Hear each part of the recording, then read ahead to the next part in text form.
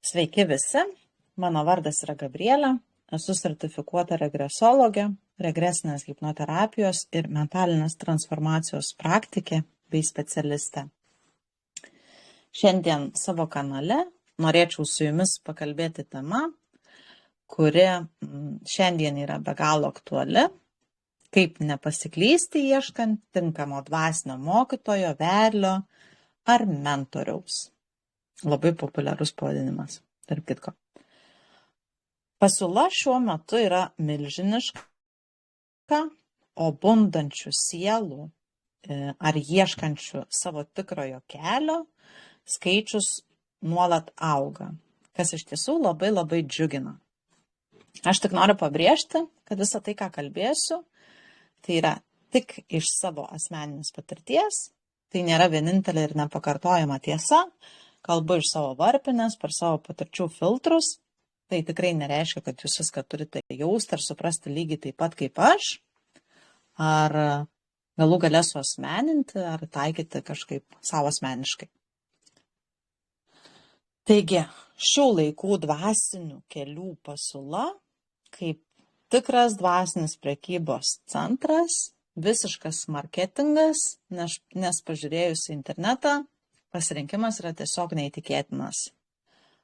Nuo jogos mokymų, astralinių parazitų šalintojų, besikalbančių su angelais ar nežemiškomis civilizacijomis.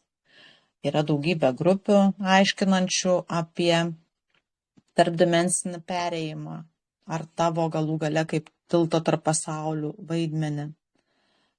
Žinoma, yra dirbtinio intelekto dvasinių patarimų begalė. Šią temą turiu labai daug asmeninių įžvalgų, bet šiandien tikrai susilaikysiu. Tad kyla klausimas, kaip nepasiklysti šiuose paieškose ir ką mano asmeninė patirtis byloja, kad kartais suklysti yra netgi naudinga ir kodėl nuklydimas yra auginantis reiškinys. Kartais išeiti iš savo kelio yra tiesiog būtina mūsų pačių labui ir įsigryninimui.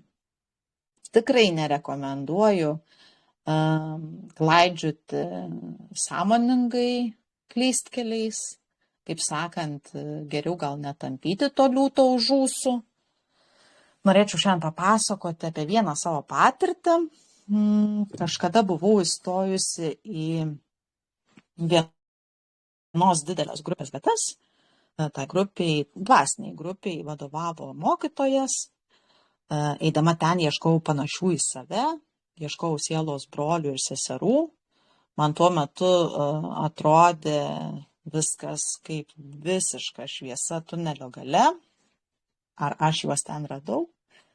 Tikrai ne. Ar nusivyliau? Tikrai taip. Bet čia yra vienas didelis bet. Būtent per tą nusivylimą toje terpėje iškilo mano pačios vidiniai blokai, traumos, baimės. Tuo metu man tai atrodė kaip tikras košmaras, tačiau būtent ši atrodytų siaubinga patirtis padėjo man maksimaliai išsigryninti. Nes jei kažkada prieš tai abejojau savo keliu, tai po šios patirties į jį sugrįžau su trenksmu ir užtikrintai. Tikrai neveltui sakoma, jei abejoji savimi ir išeini iš savo tikrojo kelio, tu tikrai gausi nuo visatos per kepurę. Ir gan stiprokai. Šiandien suprantu, kad tai buvo mano sielos, pavadinkime, atspirties taškas, virsmas iš mažos mergaitės į suaugusią brandžią moterį. Tai tuo metu atrodęs nuklydimas tapo tikriausių atradimu. Ieškojimas mokytojo, pats ieškojimas mokytojo, ar tai bendrakeleivių, nėra savaime blogas ar geras, teisingas, neteisingas. Manau, tikrai labai svarbu yra išlaikyti savo identitetą, išlaikyti savo tikrąjį aš, nepasileisti, išlaikyti savo ašį, Nes jeigu tu, eidamas kažkur, nori kopijuoti kitus, ar siekti tapti kažkokiu kitu asmeniu, tai nieko gero iš to neišeis.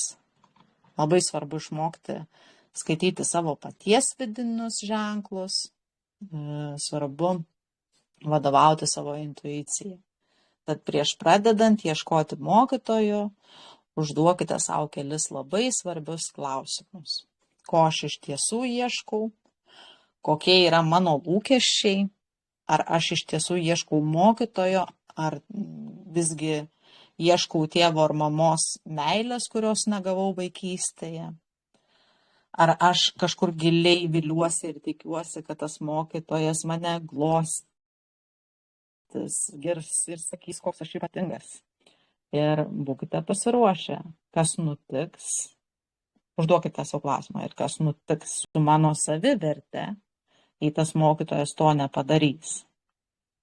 Tai galite susidurti iš tikrųjų, ieškodami vieno, galite susidurti su savo ego, su vidiniais pačių slėptais personažais ir su savo atsakomybėmis. Nes o kas jei bus netitikmuo jūsų vidinių lūkesčių. O gali ir atitikti ir visko, kaip sakant, visai gali būti. Svarbu suformuluoti tikslą. Tai dvasinėme kelyje gerai yra išsirengti nuogai, pavadinkime, siūlyčiau iškart nusiimti teisėjo ir kaltintojo rūbą, aukos apdarus.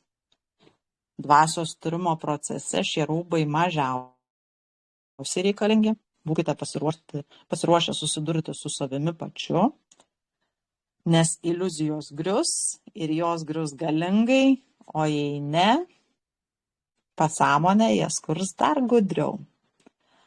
Tai kokia buvo mano esminė pamoka?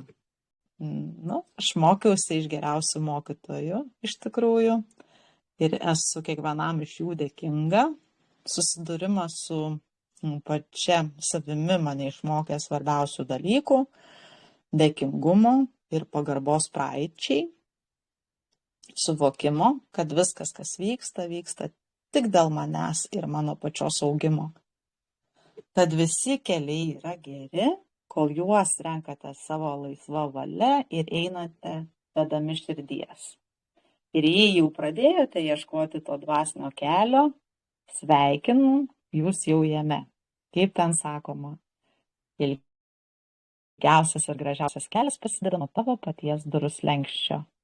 O pabaigai noriu pasakyti mintį, kurią verta prisiminti kiekvienam.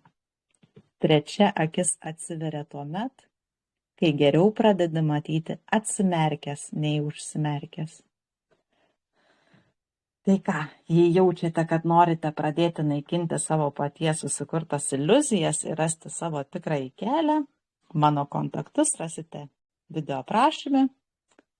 Kviečiu tapti šios gražios kelionės bendrakeleiviais. Ačiū, kad klausėtės ir iki kitų kartų.